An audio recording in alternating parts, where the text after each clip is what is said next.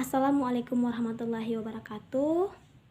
Kami dari kelompok 4 ingin mempresentasikan hasil kerja kelompok kami yang berjudul Sumber Daya Alam Pesisir.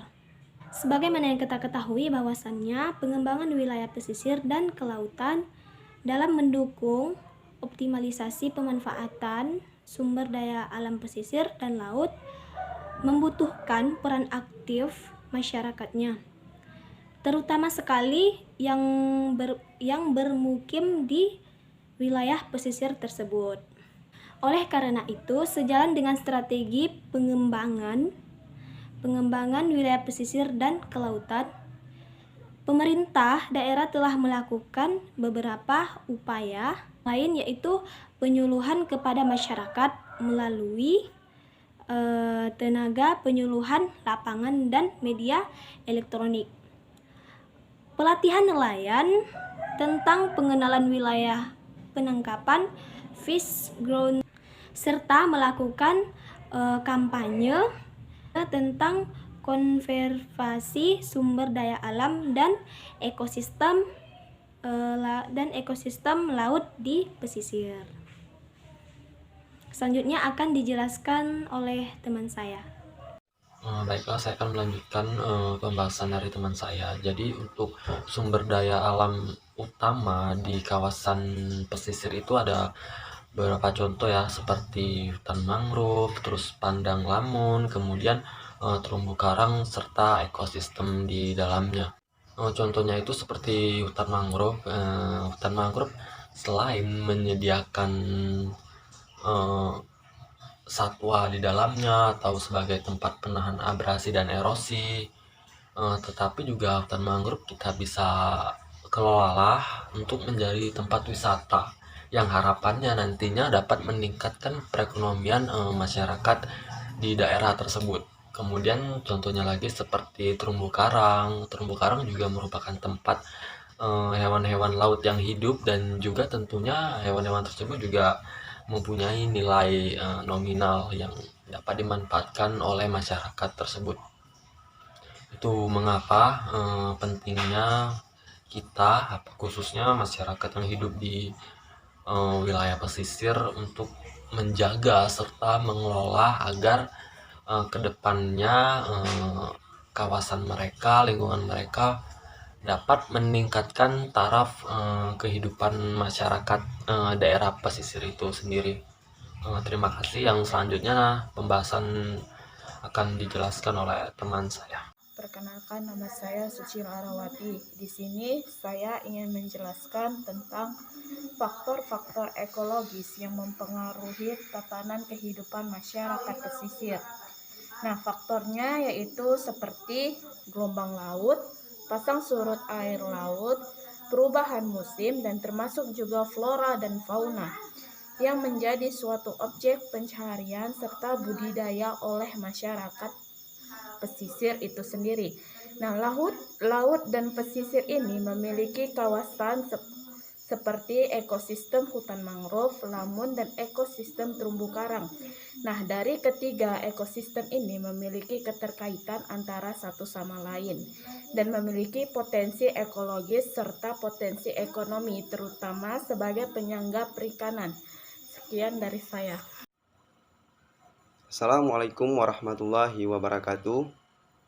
Baiklah, pada kali ini saya akan melanjutkan hasil makalah kami yang telah disampaikan oleh teman kami yang pertama tadi. Jadi pada kesempatan ini saya membahas tentang apa masalah lingkungan hidup pesisir. Seperti yang kita ketahui, daerah pesisir pada saat ini dan masa mendatang akan menjadi pusat pertumbuhan baru dan tumpuan harapan pengembangan sumber daya alam bagi keberlanjutan pembangunan. Paling tidak ada 3 hal yang menjadi faktor pendorong sehingga pesisir menjadi pilihan pembangunan dan sumber daya alam. Adapun 3 faktor pendorong tersebut yaitu, yang pertama, penduduk Indonesia yang terus berkembang telah menimbulkan beban terhadap sumber daya alam di daratan. Kedua, Indonesia sebagai negara kepulauan secara geografis memiliki panjang garis pesisir kurang dari 81.000 km dan luas lautan 5,8 juta km persegi dengan kekayaan sumber daya alam baik yang dapat diperbaharui maupun tidak dapat diperbaharui, termasuk juga jasa-jasa lingkungan. Dan yang ketiga yaitu pertumbuhan penduduk yang mendesak, tersedianya areal permukiman di sekitar pesisir. Hanya itu yang dapat saya sampaikan. Selanjutnya akan disampaikan oleh teman kami. Kenalkan, nama saya Eva Trimuswika. Saya akan menyimpulkan dari hasil presentasi kami. Nah, kesimpulannya yaitu wilayah pesisir ini merupakan daerah pertemuan antara wilayah daratan dan wilayah lautan dengan karakteristik daratan dan lautannya yang membawa dampak yang cukup signifikan terhadap pembentukan karakteristik wilayah sendiri yang lebih luas. Namun wilayah sendiri yang lebih khas. Namun kekhasannya ini tidak hanya berlaku pada karakteristik sumber daya alam, melainkan juga terhadap karakteristik sumber daya manusia dan kelembagaan sosial. Yang mengungkapkan bahwa dalam sistem perikanan terdapat 3 sistem yang saling berinteraksi dan membentuk karakteristik sistem perikanan. Di sini ada 3 sistem. Di antaranya yaitu sistem sumber daya perikanan atau disebut sebagai natural system.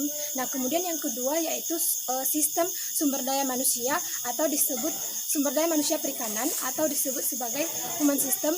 Dan yang ketiga yaitu sistem pengelolaan perikanan atau yang disebut dengan manajemen system. Sistem sumber daya perikanan ini misalnya terdapat di perairan, misalnya seperti sumber daya perikanan seperti ikan, pokoknya yang termasuk